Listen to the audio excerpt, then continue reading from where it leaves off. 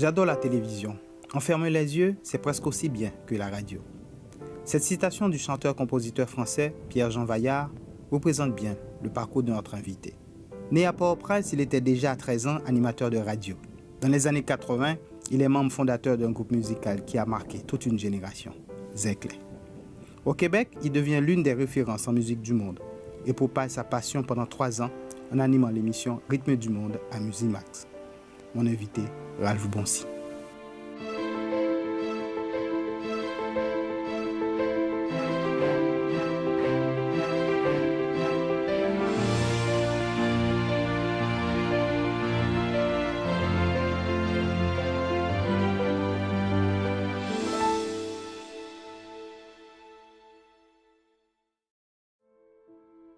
Ralph Boncy, merci de nous accueillir sur votre lieu de travail.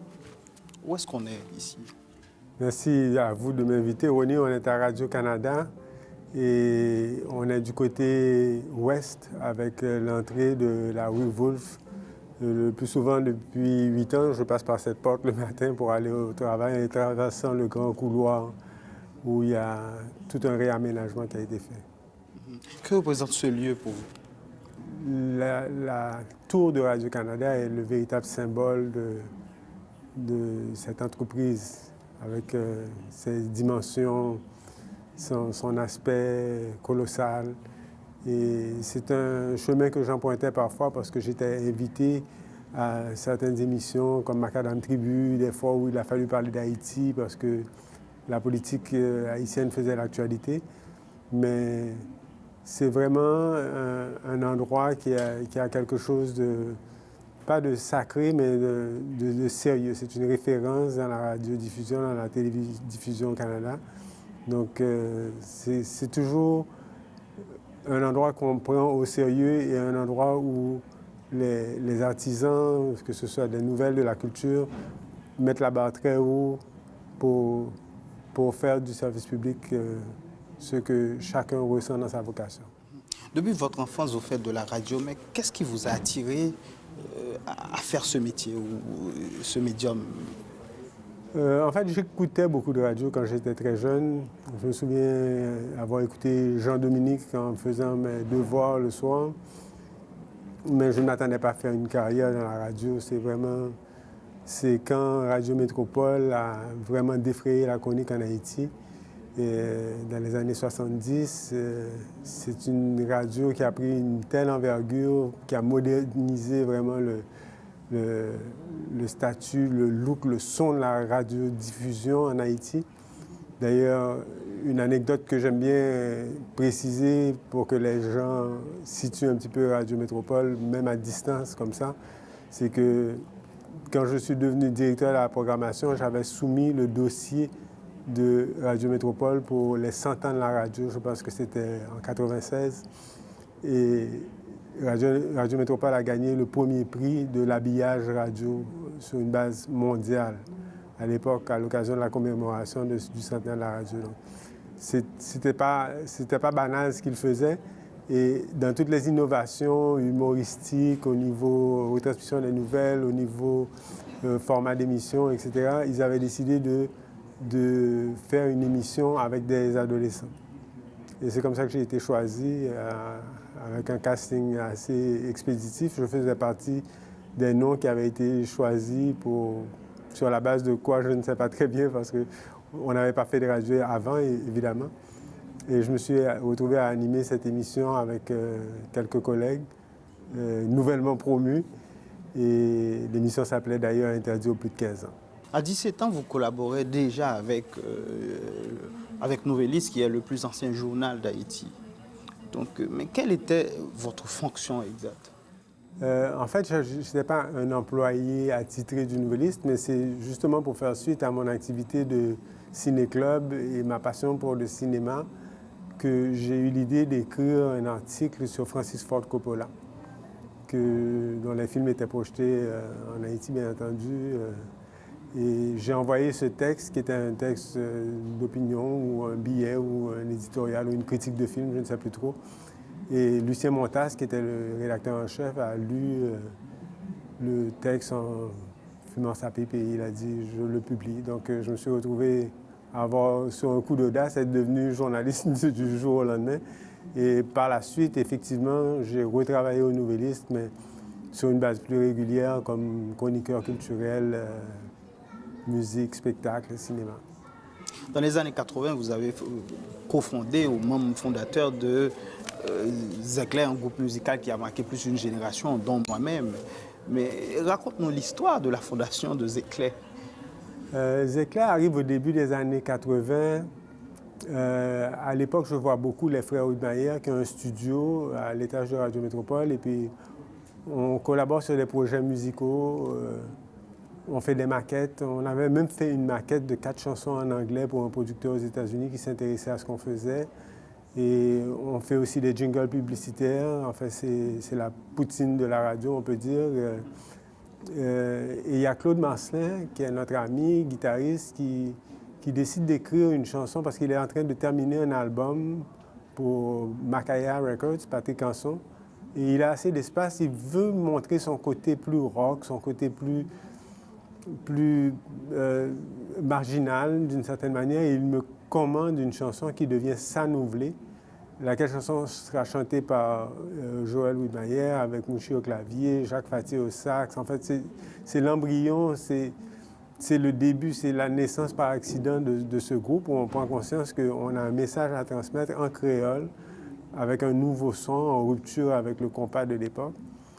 Et donc, quelques temps après, Jean-Claude Verdier, qui est le producteur du label Musique des Antilles, nous propose de faire un disque aux États-Unis. Donc, j'écris les textes des chansons et le disque est enregistré en une semaine et on se rend compte au retour que la commande a un petit peu, le résultat a un petit peu dépassé la commande et qu'il faut trouver un nom à ce groupe-là. Et donc, Herbie Oudmayer nous a suggéré une liste de noms en créole et on a choisi Zecler. Vous avez écrit des chansons, réalisé des albums, géré des artistes et même un groupe. Qui sont-ils, à part de Zecler qu'on sait, mais les autres? À part Zecler, il y a Emeline Michel avec qui j'ai travaillé pendant plusieurs années, réalisé ses premiers albums, écrit beaucoup de chansons ensemble. J'ai écrit aussi pour les autres membres de la famille Zecler, Raoul Denis, entre autres la chanson Soukaina, qui est peut-être la chanson que je vois le plus dans mes rapports de droit d'auteur. Et Claude Marcelin, plusieurs chansons à différentes époques de sa carrière, Carole Desmesmin, plus tard Chéa, Gina Duperville, enfin bref, je n'ai pas la liste complète, également James Germain.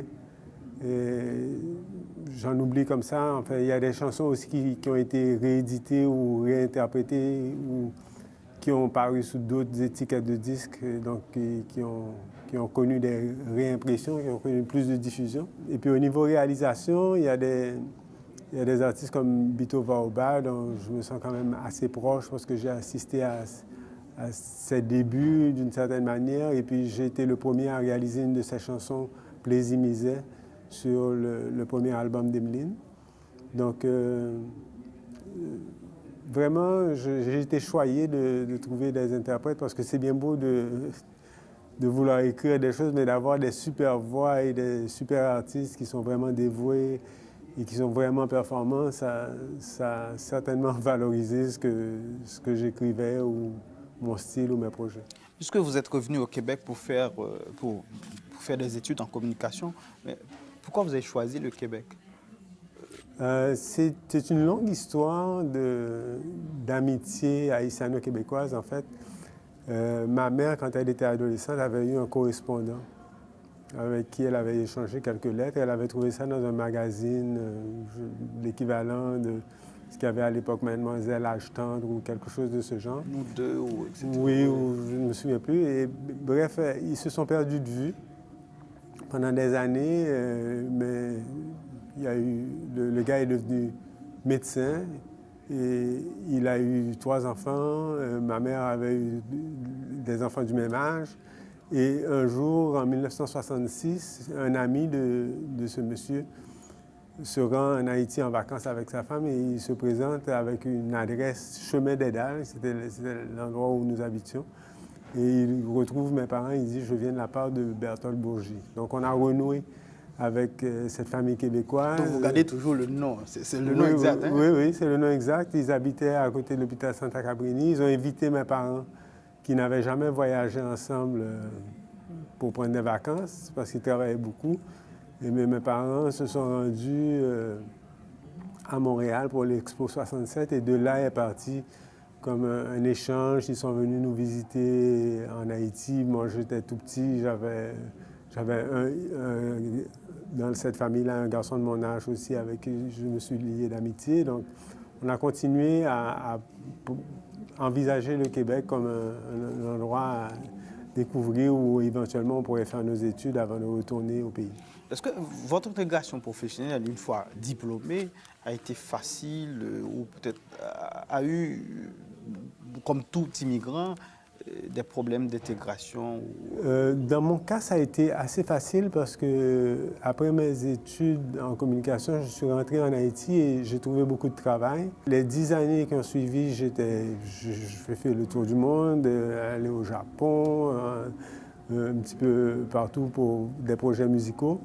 Et par la suite, quand je reviens ici, j'accompagne Émile Michel qui vit une année extraordinaire en 91. Et je rencontre par exemple Laurent Saulnier, qui est journaliste à voir, qui fait une entrevue avec elle. Je sens que j'ai un dialogue avec le milieu de la télé et du journalisme au Québec. Et quand le coup d'État de 1991 nous oblige à quitter le pays précipitamment, j'arrive ici, mais je suis déjà dans le milieu de la musique. Et je propose un projet à la plus grosse compagnie de disques québécoise du moment. On était en 91, c'était Trafic qui était le meilleur vendeur.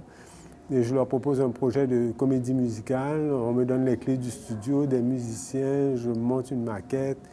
Et je n'ai pas senti, à cause de la rapidité de développement de ces choses-là, je n'ai pas eu le temps de réfléchir à la difficulté des choses. J'étais déjà en business, comme on dit, et plus tard, je commençais à faire du bénévolat à chansons.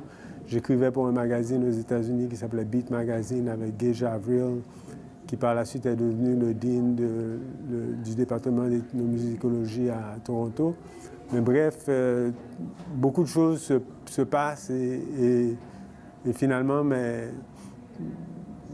ma qualification, le jour où je sollicite le Festival de jazz pour travailler avec eux, David Jobin, que j'ai au téléphone, me dit « Mais qu'est-ce que tu veux faire? Tout le monde veut travailler ici. Qu'est-ce que tu veux faire? » Je dis « Mais je pourrais écrire. » Il me dit « C'est vrai, tu as une bonne plume. » Il m'avait lu dans un magazine, probablement le magazine Chanson ou Rythme. Et c'est comme ça que j'ai été engagé à Spectra. J'ai écrit le programme du Festival de jazz à 2 reprises. Et donc les choses s'enchaînent pour moi comme ça. Et donc vous n'avez pas pu sentir, etc. Mais dans les années 90 et 2000, vous avez été directeur musical à Musique Plus et Musimax. Quel souvenir gardez-vous? Je garde un excellent souvenir de cette époque. C'était vraiment une période palpitante, fantastique, où on a vraiment le sentiment d'avoir breaké, comme on dit, beaucoup de nouveaux artistes. Je pense à, je ne sais pas moi, Nelly Furtado, India Arie, Linkin Park, Eminem, 50 Cent. On avait dans la rotation un indice bonifié qui s'appelait le M+. C'était un artiste dont on avait décidé de propulser la carrière alors qu'il était inconnu. Et on jouait sa chanson 2 fois par jour. Et comme Musique Plus, c'était un 8 heures qui était répété 2 autres fois dans l'horloge de 24 heures. Donc, ça lui faisait 6 passages par jour pendant mettons, 6 semaines. Donc, instantanément, ça mettait le feu aux poudres et ça mettait au public... ça permettait au public de découvrir un artiste avec adrénaline. Vous avez été également animateur de Rythme du Monde à Musimax. Est-ce que c'est une émission qui était très populaire? Est-ce que vous pensez avoir contribué à l'émancipation de Musique du Monde ou peut-être à l'intérêt de Musique du Monde au Québec? Je l'espère et j'ai tendance à le croire parce que jusqu'à présent, ça fait 12 ans que l'émission n'existe plus, mais je rencontre encore des gens qui m'en parlent. Et le plus beau commentaire que j'ai reçu, c'est un jour, un gars m'a dit « Je ne rate jamais ton émission ». L'émission durait 2 heures les week-ends. Et il se décrivait dans son fauteuil en train de regarder 2 heures de clips et de reportages à travers le monde avec son verre à la main. Et il disait « Ce qui m'épate le plus, c'est que je ne sais jamais vers quel pays on va aller après. » Parce que dans l'identification de chaque clip, on inscrivait le nom du pays d'où venait l'artiste, où le clip avait été filmé. Donc il disait « Waouh, on vient de passer de l'Inde au Mexique, de Porto Rico à l'Espagne. » Et c'était ça qui était fascinant dans cette démarche-là. En fait, Rythme du Monde, au départ, était 1 heure de musique, de clip que je programmais au début de la chaîne Musimax. Et quand Matt Zimbel est devenu le directeur de la programmation, il m'a proposé, il m'a dit « J'aime vraiment cette programmation-là, il faudrait mettre un animateur. » Je lui ai dit « Bonne idée. » Il me dit « C'est toi, je veux qu'il le fasse. » Je suis resté surpris et j'ai passé le test. Donc, j'étais accrédité pour le faire en même temps que je cumulais les fonctions de directeur musical pour les 2 chaînes. Donc, c'est un petit peu exceptionnel ce qui est arrivé, mais je crois que ça a créé un engouement pour la musique du monde, effectivement, à son époque où si ça n'a pas gagné des fans, ceux qui aimaient déjà ça, ceux qui avaient déjà cette curiosité s'en régalaient à l'époque parce qu'il n'y avait pas de YouTube. Après un passage à Couleur Jazz, vous êtes entré à Radio-Canada en 2007. En quoi consiste votre travail actuel? Actuellement, je suis chroniqueur à plusieurs émissions comme PM. Des fois, je passe sur Ici Musique et l'ancien Espace Musique avec Stanley Péan pour quand le jazz est là. Des fois, les fins de semaine avec Elisabeth Gagnon pour l'ascenseur pour les étoiles. Mais en réalité, la journée, je suis édimestre et rédacteur pour icimusique.ca. Donc, c'est le nouveau portail musical. C'était une idée qui était très affirmée chez Radio-Canada d'être présent sur le net.